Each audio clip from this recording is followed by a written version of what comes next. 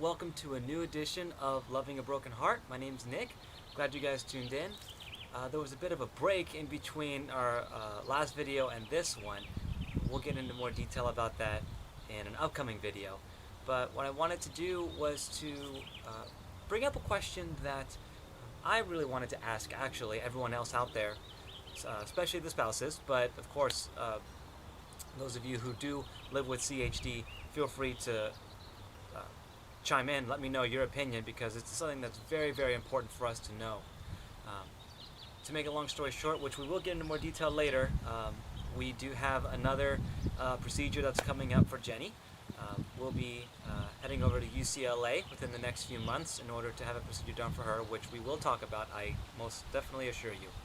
But what I wanted to talk to you about was about something that is something that every spouse really should know about and be prepared to do, is to be the cheerleader and the advocate for the spouse who has CHD. One thing that I know I need to work on personally is being able to be that advocate even more. Let me explain a little bit about what I mean. We as spouses of CHD warriors truly thank and honor the doctors who have done so much to keep them healthy and to keep them alive and to keep them thriving. We respect them so very much for all the hard work they do.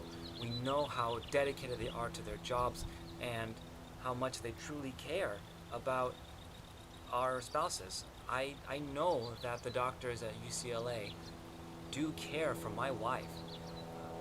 That being said, what we need to remember, and I need to tell myself this all the time, and Jenny helps me with this a lot because, again, she knows so much, is that there is nobody who knows more about your spouse than you. There's nobody who knows more about Jenny than me, besides Jenny, of course.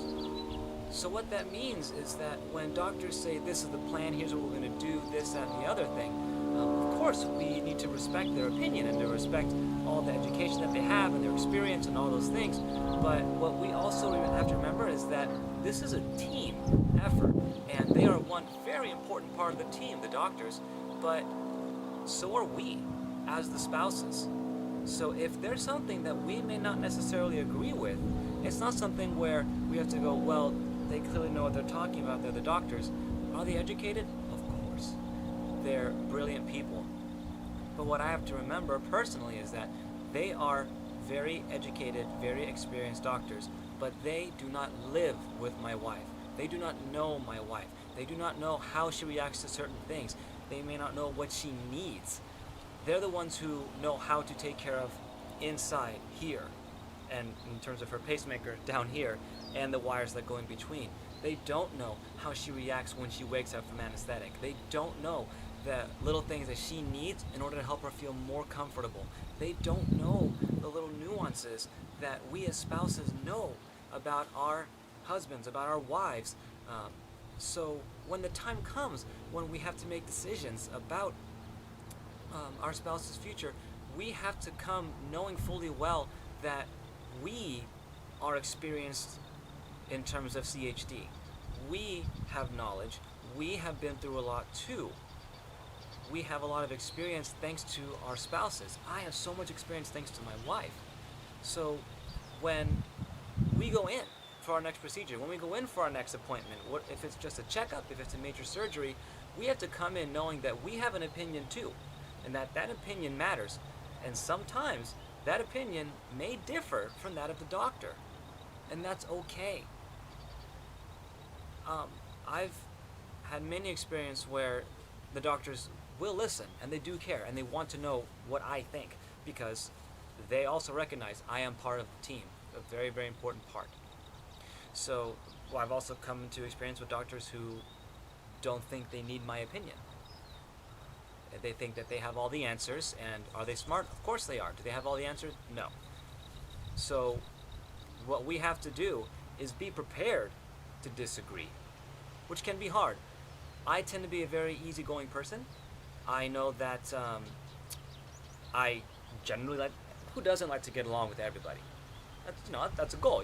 No one wants conflict. But when you have someone who's telling you or telling me that they know more about my wife than I do, that's going to be a problem for everybody involved. So there's going to be conflict, and we have to be okay with that, because when we sort out that conflict, that's when the most help comes. So I'd love to know from people who have more experience than I do, or who have gone through situations where they have had to disagree and it did become an issue.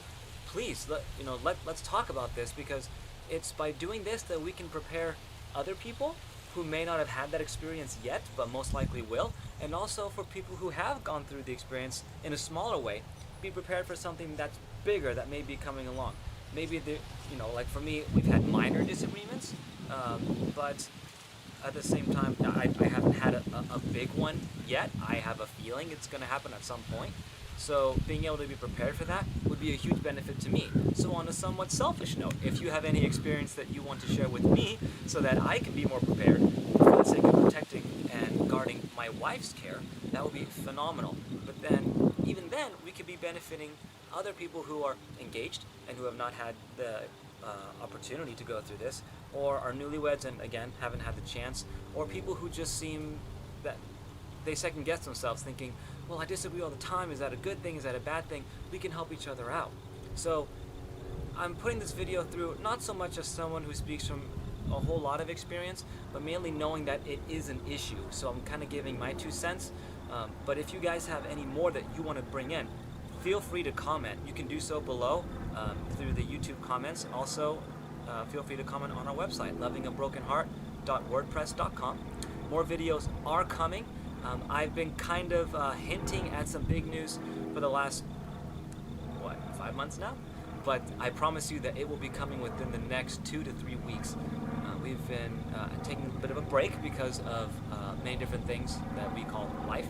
But it is coming up again. We haven't forgotten, believe me. And we're looking forward to putting out a lot more videos, getting the community involved even more so, and going about that route. But for now, I'll go ahead and cut it short. Thanks so much for watching. You can continue to follow us on our website, lovingabrokenheart.wordpress.com. And any questions, just feel free to drop a question or comment anywhere you wish. Thanks, guys.